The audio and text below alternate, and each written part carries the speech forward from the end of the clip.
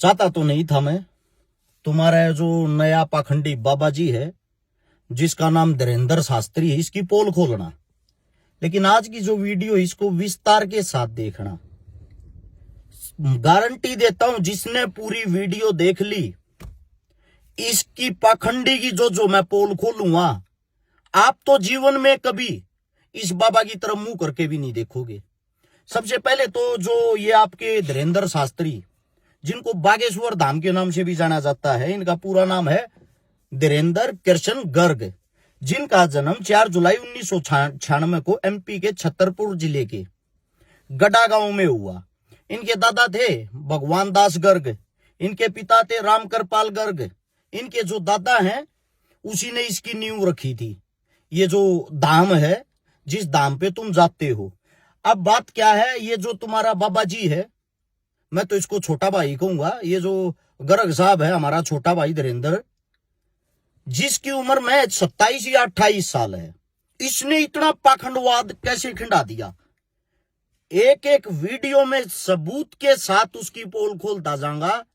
इस वीडियो को पूरी देखना है। पूरी देखने के साथ साथ इस वीडियो को जितने भी यूट्यूब, फेसबुक, जो हमारे चाहने वाले साथी हैं, सभी जगह इसको चलाएं, इसको शेयर करें, ताकि ऐसे पाखंडी आगे से पैदा ना हो, इस हिंदुस्तान की ऐसी की तैसी ना करे। इस पाखंडवाद के कारण हम इतने पीछे हैं। अब बात करता हूं मैं। सबसे पहले जो हमारे बाबा जी है, शुरू में ये अपने आसपास के गांव गोआंड में भिक्षा मांगता था, क्योंकि वो पुश्तैनी काम है।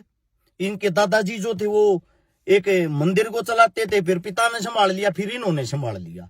ये तेज खोपड़ी का आदमी था, चालू आदमी जो होता है, शक्ल का सुंदर भोला भाड़ा। इसने सीखा है कि दादा ने अच्छी मेहनत लगन से सेवा करी, दादा को मिला क्या, पिता को मिला क्या।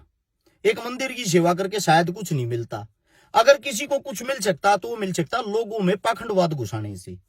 अब इन्होंने बचपन से ही पर्ची बनानी शुरू कर दी। बचपन से ये भगवान बन गया, जिनकी डायरेक्ट भगवानों से फोन पे बात होने लगी। अब सबसे पहली चीज तो अच्छे से जान लीजिए, आप सभी को बता देता हूं, इसका एक छोटा भाई भी है जिसका नाम है शालिग्राम गर्ग, उसको सौरव कहते हैं, सौरव भैया। इसकी एक बहन भी है। अब बहन को तो छोड़ दीजिए, दोनों भाइयों की बात करते हैं। इसका जो भाई है ये सौरव भैया हमारा, ये भी लाल बाणा लाल चोला पहन के अपने भाई के साथ इसको संभालता है। किसको? धाम को। अब सबूत के साथ आप नीचे सब कुछ देखते जाना। जो ये सौरव जी है, इनको एक बराबर में SC ST समाज के अंदर, दलित समाज के अंदर एक गरीब बेटी की शादी थी। उस शादी के अंदर जाके मारपीट की, तोड़फोड़ की और तमंचा निकाला। नशा करते हुए तमंचा निकाल के तमंचा घुमाया, जिसके तहत मुकदमा दर्ज हुआ, जिसमें SC ST एक्ट लगा। बात है 11 फरवरी की। और जो धारा लगी उसके अंदर, वे धारा लगी 294, 323, 506, 427। इसके तहत बमीठा थाना पुलिस के पास मामला दर्ज हो गया। अब मामला दर्ज हो गया तो बागेश्वर बाबा जी की डायरेक्ट जब भगवानों से ही बातें हैं, तो अपने भैया को ऐसे की ऐसे छुड़ा लाए। अगर कोई गरीब आदमी होता तो शायद 3 महीने से पहले जमानत का कोई प्रावधान नहीं था।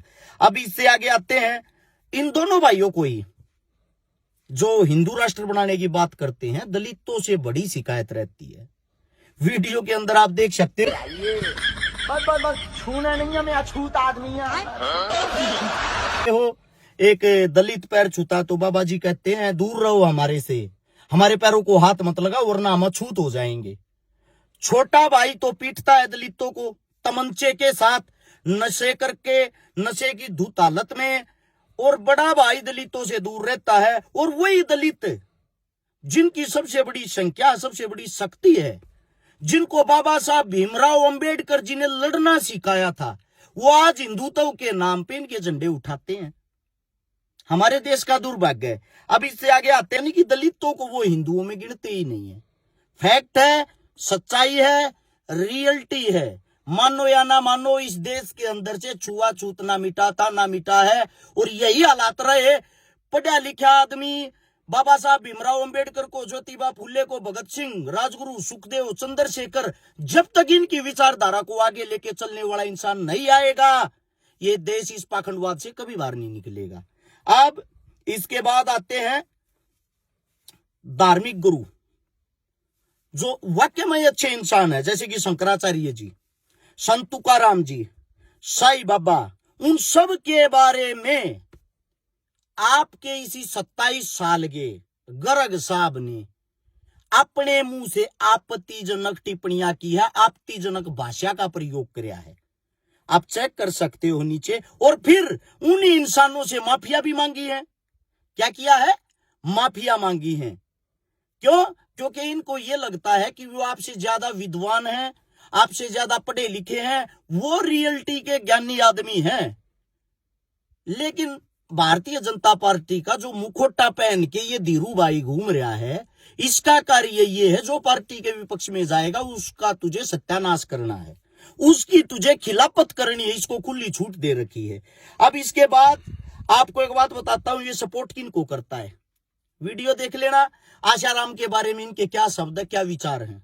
आसाराम बापू, उनको भी मिले नहीं है, पर वीडियो पर ही देखा है। क्या कहेंगे उनके बारे में? भगवान की सब अपनी जगह सब ठीक है। आपको पता है कितने गंभीर आरोप है उनके ऊपर? बिल्कुल आरोप है। तो कुछ कहना नहीं चाहेंगे? क्या कहेंगे, सब अपनी जगह, सब लोग अपनी जगह ठीक होते हैं। इन्होंने बोला अच्छे इंसान है, बड़े अच्छे इंसान है। प्रेस रिपोर्टर कहती है कि इन पे बलात्कार जैसे संगीन अपराध साबित हो चुके हैं, कोर्ट सजा सुना चुका है, फिर भी आप इनको अच्छा इंसान मानते हो।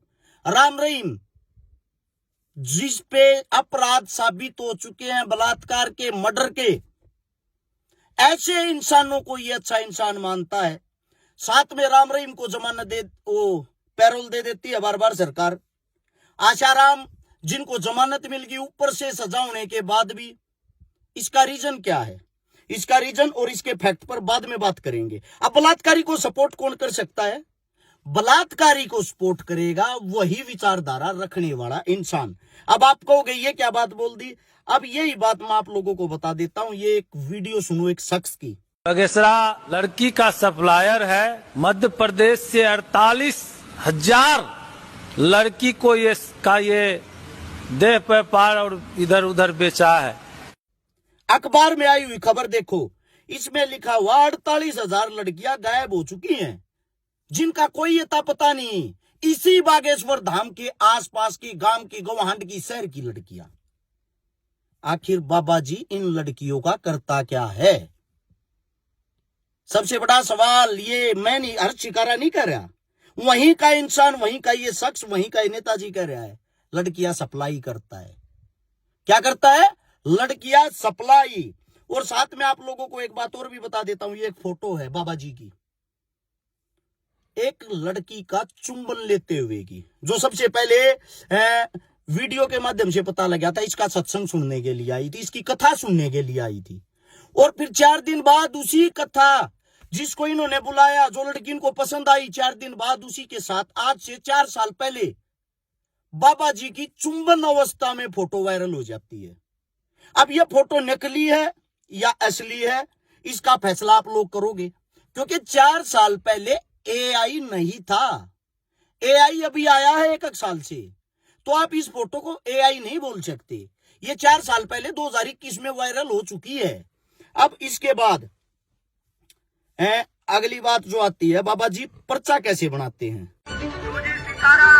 2 नंबर पंडाल में एक पीली साड़ी पहने रेलिंग से टिकी हुई महिला बैठी। 2 नंबर पंडाल में एक तो रेलिंग के पास में, जहाँ पर रेलिंग है, बांस की रेलिंग लगी, वहाँ पीली साड़ी पहने जो टिकी हुई बहन जी बैठी है। ये एक ब्लूटूथ ईयरपीस है जो कि साइज में राजमा से भी छोटा होता है। ये डिवाइस एग्जाम्स में चीटिंग के लिए बनाया गया था और ये मार्केट में इजीली अवेलेबल। ये पाखंडी फर्जी पर्चा बनाकर कैसे मासूम और भोली भाली जनता को बेवकूफ बनाता है। अगर आप धाम पर जा चुके हो तो आपको पता होगा कि वहाँ पर सिक्योरिटी के लिए PTZ 360 डिग्री CCTV कैमराज का यूज किया जाता है। इसका कंट्रोल पैनल धाम में मौजूद कंट्रोल रूम में होता है। कंट्रोल रूम में बैठी उनकी टीम ऐसे लोगों को चुनती है जो भीड़ में से अलग दिख रहे होते हैं। हाँ, सिर पर सफेद तौलिया, काला बैग लिए हुए दाढ़ी वाले, लेकिन अब मेन क्वेश्चन ये है कि ये इन्फॉर्मेशन धीरेन्द्र शास्त्री तक कैसे पहुंचाई जाती है। तो काम होता है GSM मॉड्यूल और ब्लूटूथ डिवाइस की मदद से। ये एक ब्लूटूथ ईयरपीस है जो कि साइज में राजमा से भी छोटा होता है। ये डिवाइस एग्जाम्स में चीटिंग के लिए बनाया गया था और ये मार्केट में इजीली अवेलेबल है। ये 2 वे कम्युनिकेशन को सपोर्ट करता है, लेकिन इस केस में ये सिर्फ धीरेन्द्र शास्त्री तक इन्फॉर्मेशन पहुँचाने का काम करता है। और कभी कभी ये डिजिटल स्क्रीन का भी यूज कर लेते हैं, जिसका कंट्रोल एजेंट के हाथ में होता है। जब भी धीरेन्द्र शास्त्री को एजेंट से कांटेक्ट करना होता है तो वो कुछ कोड वर्ड का यूज करते हैं। राम,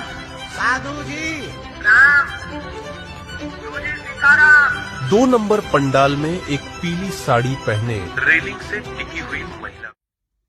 बड़े पर्चे बनाते हैं, दुनिया के पर्चे बनाते हैं, पर्चों पर ही हर चीज बता देते हैं।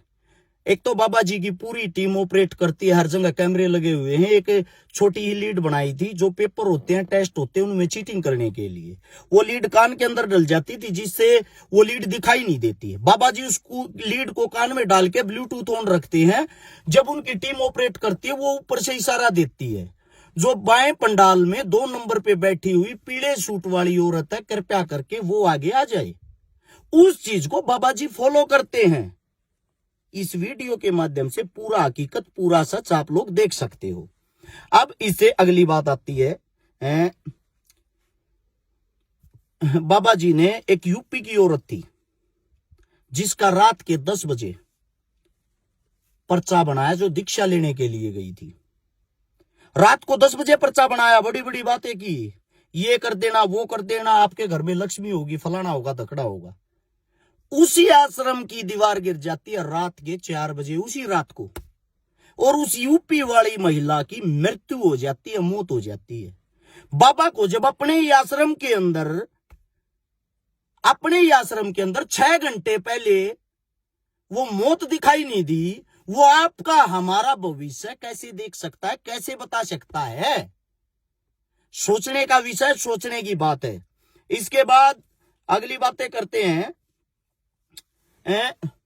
जब देखो बाबा जी हमारे धर्म का मजाक उड़ाते हैं। कहां गए भाई वे हिंदुत्व वाले, बजरंग दल वाले? सभी दलों से पूछना चाहता हूं, वीडियो में सुनो क्या कह रहे हैं बाबा जी।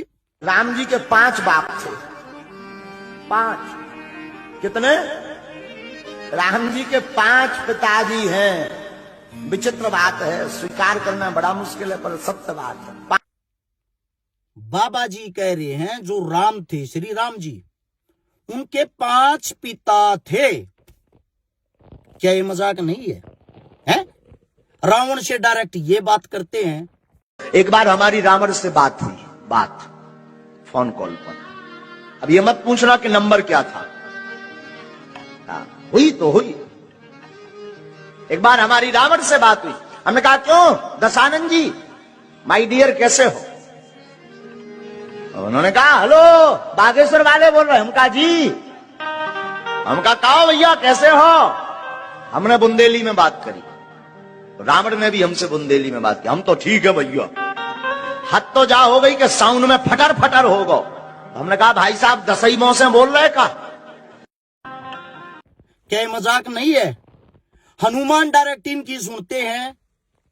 क्या ये हमारे धर्म का मजाक नहीं है? असल में तो ये मजाक उड़ना शुरू हुआ 2014 से, जब से भारतीय जनता पार्टी जो आई है। लोगों को जो धर्म की अफीम इन लोगों ने इतनी चटा दी। जिस वक्त राम मंदिर का उद्घाटन हुआ, उस वक्त पोस्टर लगे थे जगह जगह। मोदी जी एक 3 साल के बच्चे को उंगली पकड़ के चला के लाते हैं, यानी कि राम को छोटा राम बना रखा था, मोदी उससे बड़ा बना रखा था। हम जिस दिन से पैदा हुए हैं, हमारे बड़े बुजुर्ग गाड़ में से निकलते, उन्होंने सिखाया बेटा राम राम करके लिखड़ा कर।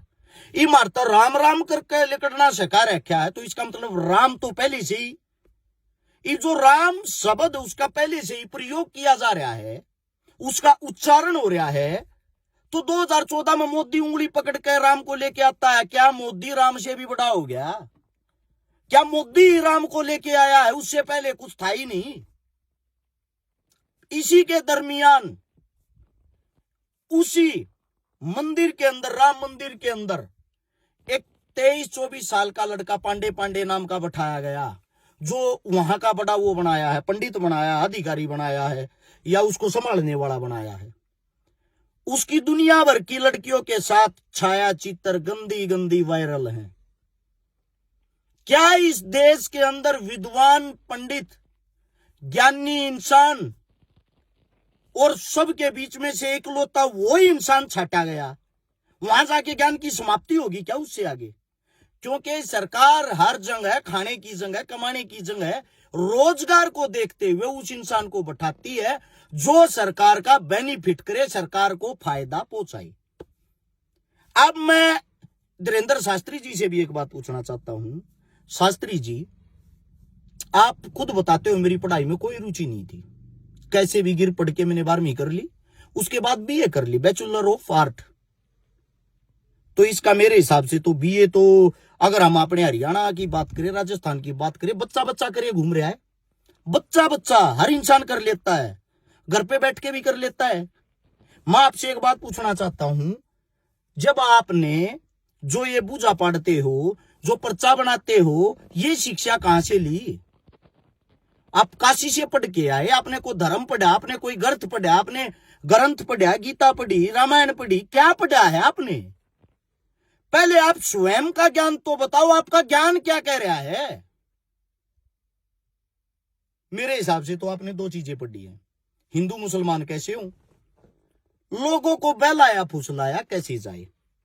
अब दुख की बात, जिस इंसान का मतलब एक सोच शक्ति, समझ शक्ति शून्य हो, वो इंसान ये कहता है हम हिंदुस्तान के नहीं, पूरे विश्व के सबसे महंगे बाबा हैं।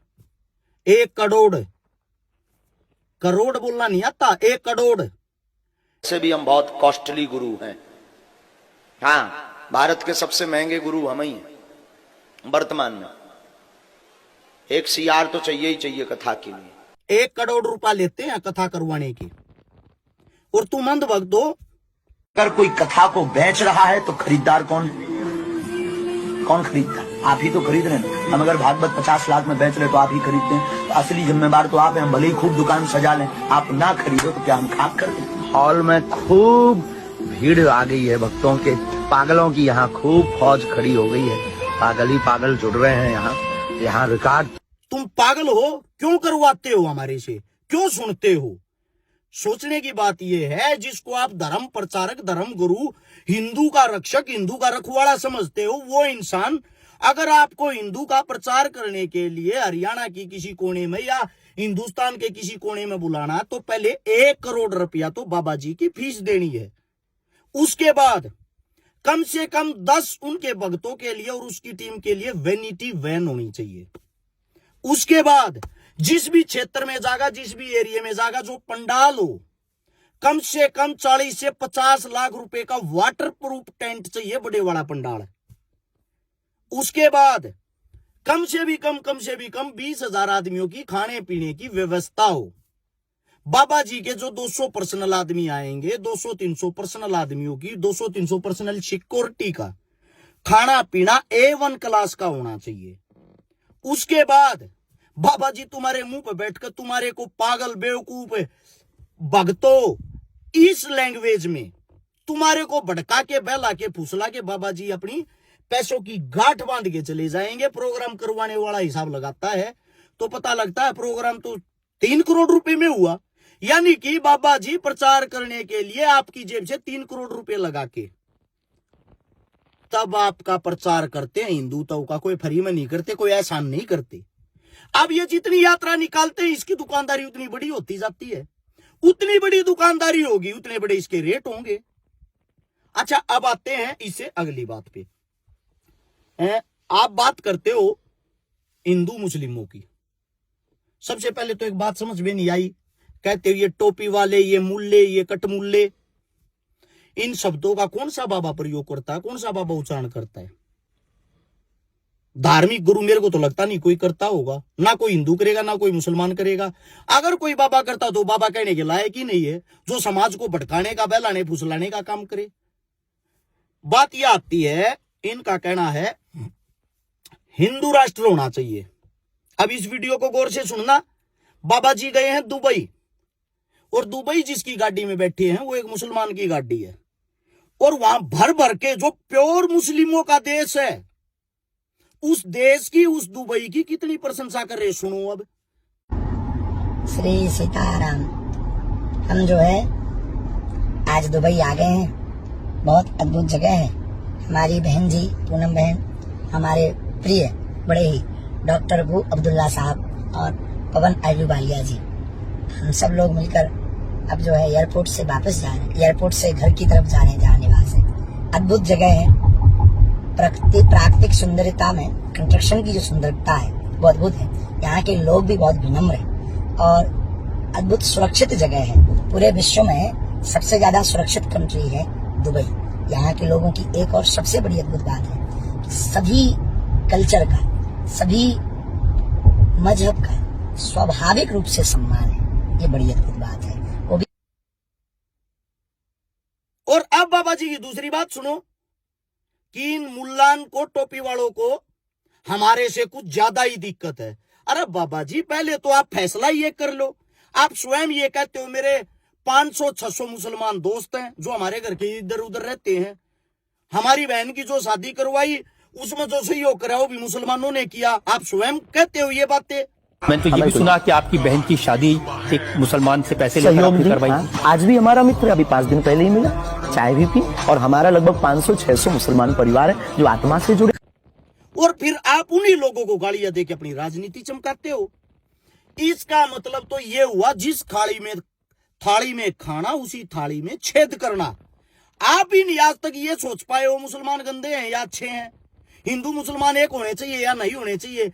समय समय पर स्वयं बयान बदलते रहते हो आप। अब आती है बात हिंदू जोड़ो यात्रा की। यात्रा का रीजन क्या था? दिल्ली से यात्रा शुरू हुई, मथुरा खत्म होगी। पहली यात्रा नहीं है, बार बार यात्रा काटते रही है। 2024 के अंदर भी, चुनाव से 1 साल पहले बिहार के अंदर भी यात्रा निकाली थी इसी बागेश्वर बाबा ने। और जो यात्रा निकाली थी, हर मंच पे, हर स्टेज पे बीजेपी कार्यकर्ता, बीजेपी का नेता आता था और वे आकर उनको संपूर्ण प्रचार करने का मौका देता था। उसका रिजल्ट, उसका नतीजा बिहार के अंदर मिल चुका है। बिहार में सरकार बन गई। अब सरकार कैसे बनती है, बहुत सारी चीजें हैं जो गौर से समझनी पड़ेगी फैक्ट के साथ। अब सरकार कैसे बनती है बिहार के अंदर? सरकार बनने का सबसे मेन जो रीजन है,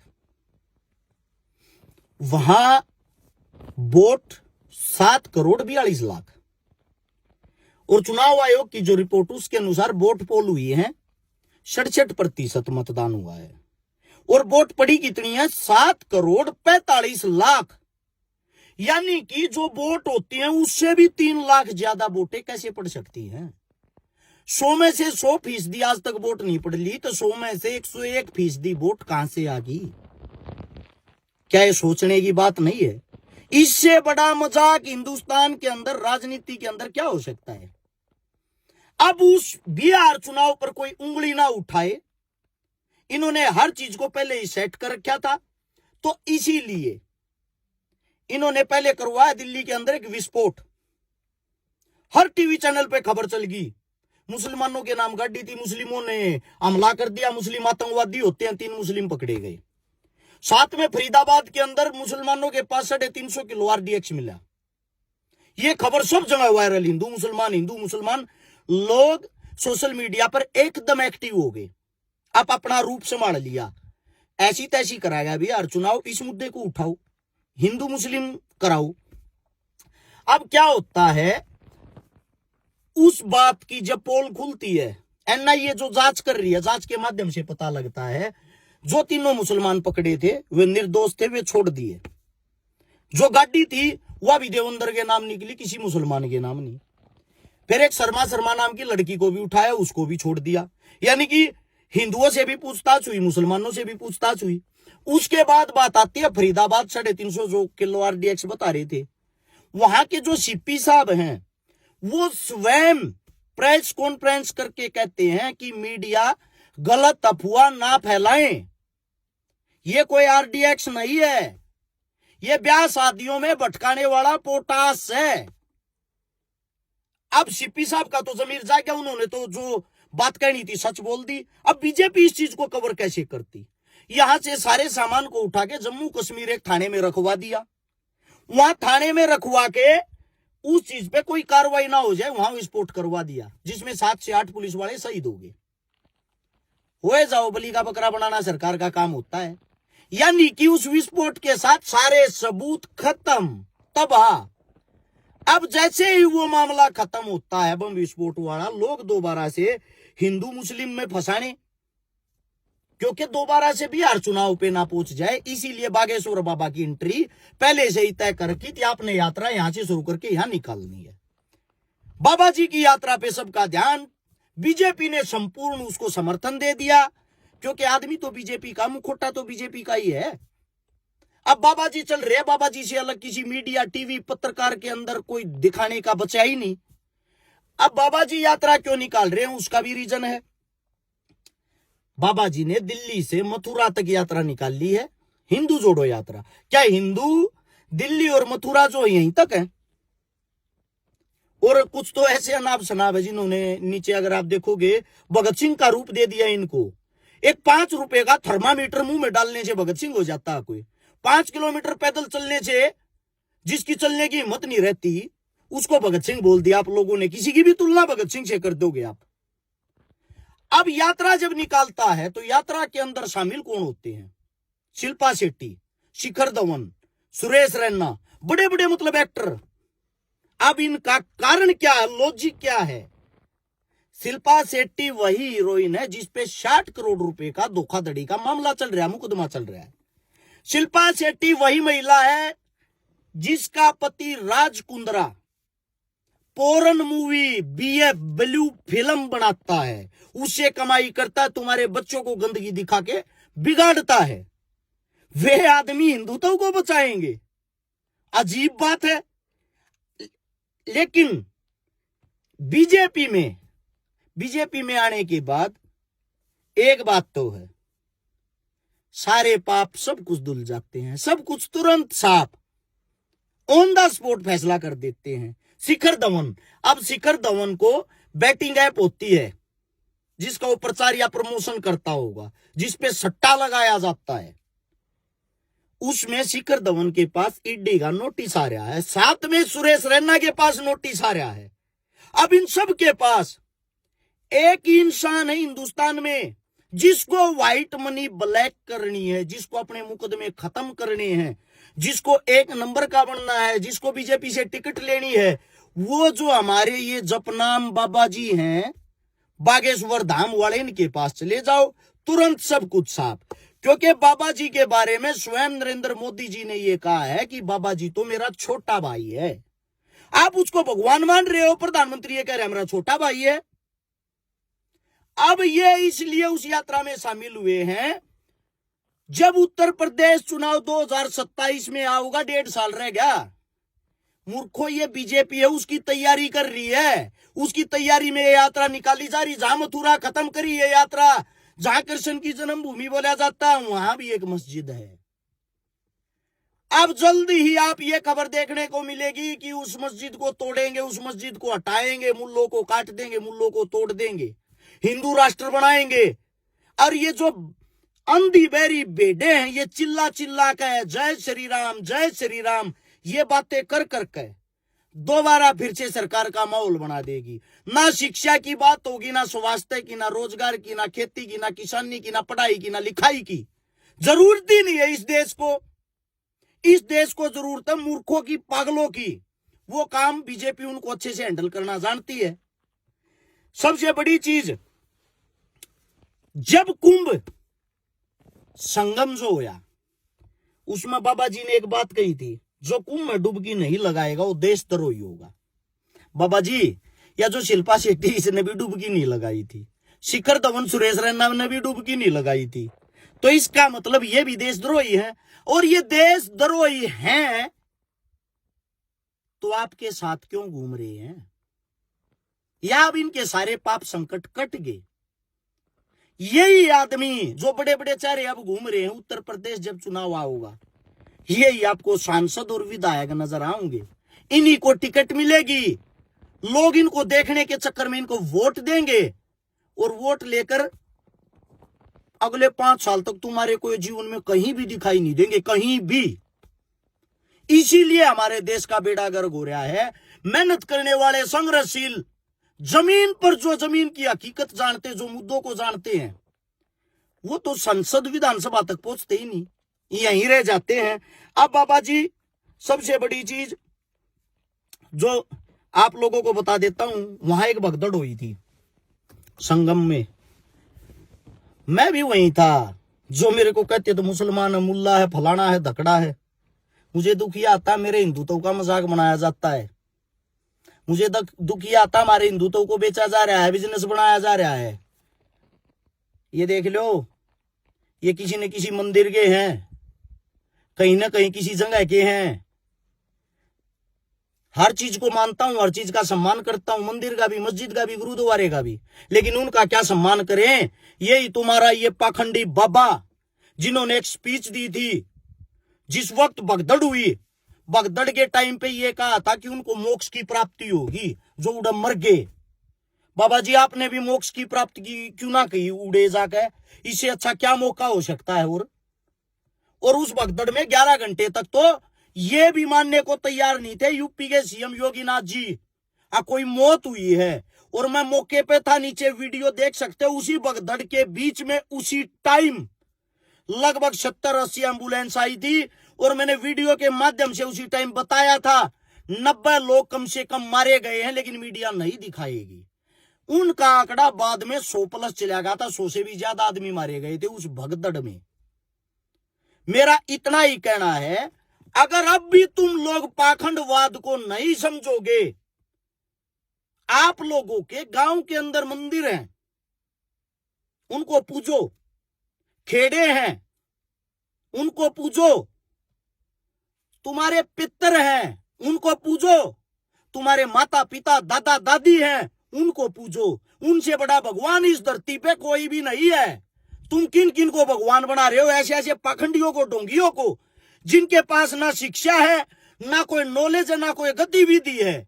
ये सिर्फ और सिर्फ एक पार्टी का प्रचार कर रहे हैं। और कुछ मूर्ख आदमी जो कह रहे हैं मैं कांग्रेसी हूं, मेरे को बोलते हैं मैं मुस्लिम हूं, मैं राजनीति के लिए सब कुछ कर रहा हूं। आप लोग अपना डाउट क्लियर कर लेना। ना तो मैंने कोई पार्टी ज्वाइन कर रखी है, ना ही संपूर्ण कांग्रेस के अंदर किसी भी नेता मंत्री के साथ मेरा फोटो नहीं मिलेगा। सिर्फ 1-2 फोटो मिल सकता है। चुनाव से पहले मुख्यमंत्री भूपेंद्र हुड्डा ने मेरे को बुलाया था, वो फोटो 1-2 प्रोग्राम में दीपेंद्र हुड्डा स्टेज पे मिल गया था। हो सकता है स्टेज पर कट्ठा का फोटो, उससे अलग किसी भी नेता के साथ मेरा कोई फोटो नहीं पाऊंगा। किसी भी नेता के साथ पानी मारने का काम अपने खून में नहीं है। और जो धमकियां देते हैं उनको एक बात कहता हूं, दबन दबान का काम भाई हमारी कौम में नहीं है। जब हमारी कौम में नहीं है तो हमारे भीतर क्यों कर हो जाएगा? वतन परस्त इंसान है हम, वतन परस्त। तुम्हारे की तरह गुलामी की जंजीरें नहीं पैर रखी। मुझे भी पता है जय श्री राम के नारे लगाने से मेरे फॉलोवर लाखों में करोड़ों में हो जाएंगे। नहीं चाहते भाई। झूठा प्रचार करने से मेरे फॉलोवर करोड़ों में हो जाएंगे, नहीं चाहते। तुम्हारी पार्टी का झंडा उठाने से भारतीय जनता पार्टी का चंद मिनटों में मेरे काम हो जाएंगे, नहीं चाहती ऐसी पार्टी ऐसे काम। भूखे मर लेंगे, भूखे का कमा लेंगे। जो हकीकत है, जो सच्चाई है वह कहांगे। बीजेपी आज जाती, काल चली जाओ, कांग्रेस आओगी, सवाल जवाब उससे भी करेंगे। और दुश्मनों को एक बात कहना चाहता हूं, खैर मनाओ। विधानसभा लोकसभा में मैं गया नहीं। एक इतनी ही ताकत मिल जाती ना विधानसभा लोकसभा में जाने की, रोड़ा पर नचा देता है ऐसे ऐसे पाखंडिया ने। जीवन बड़ा लंबा है, एक बारी झटका दिखाऊंगे, ऐसी बात नहीं है। और जो ये मूर्ख इंसान घर में बैठ कर कुछ भोंकते हैं, संभल जा, देख लेंगे, फलाना कर लेंगे, बात सुनो रे ओए कीड़े मकोड़ो। अपनी जिंदगी के हर एक दिन को आखिरी दिन समझ के जीता हूं। काल मरता, आज मर जा, कोई गम नहीं। फकर महसूस करूंगा मैं और मेरे घर के। जब तक जिया, शांत जिया, गलत चीजों के खिलाफ आवाज उठाई। ये संदेश था। अब भी अगर अंधभक्तों की आंख नहीं खुलेगी तो इस जिंदगी में कदे नहीं खुल सकती। और सभी साथियों को इतना कहना चाहूंगा, इस वीडियो को संपूर्ण हिंदुस्तान के अंदर शेयर कर देना। जितने भैया के यूट्यूब चैनल हो, फेसबुक हो, कोई कहीं भी चलाओ ना, तो मैं किसी के पास स्ट्राइक भेजा रू ना हम किसी के पास ये कहा अगर हमारी वीडियो क्यों डाली। और जितने विरोधी हैं उनसे विनती है, ये विरोध ऐसे ही करता रहना और डबल करो। मेरे को हिम्मत मिलती है फिर देखना मैं तुम्हारे को कैसे नचाता हूं और ज्यादा। सभी को राम राम।